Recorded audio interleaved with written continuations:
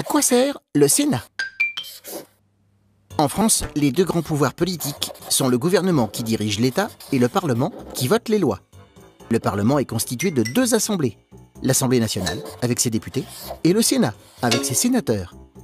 Il y a 348 sénateurs dans notre pays. Ils se réunissent et travaillent dans le Palais du Luxembourg, un très beau château dans le centre de Paris. À la différence des députés ou du président de la République, les sénateurs ne sont pas élus par tous les citoyens. En fait, ils sont élus par seulement 150 000 personnes dans notre pays, des personnes appelées les grands électeurs. Ce sont les maires, les conseillers municipaux, les conseillers régionaux, toutes des personnes élues, elles, par tous les citoyens. Mais pourquoi les sénateurs sont-ils élus de cette façon?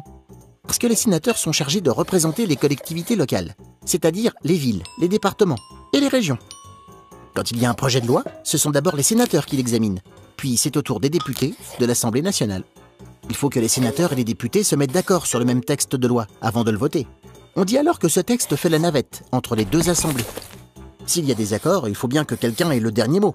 Ce sont les députés qui votent le texte définitif de la loi. En revanche, le Sénat a un gros avantage sur l'Assemblée nationale. Le gouvernement n'a pas le droit d'organiser de nouvelles élections pour le remplacer. Et le président du Sénat est le deuxième personnage le plus important de l'État. Il peut même remplacer le président de la République, s'il est par exemple trop malade pour exercer le pouvoir. Tu te poses des questions? Nous, on y répond.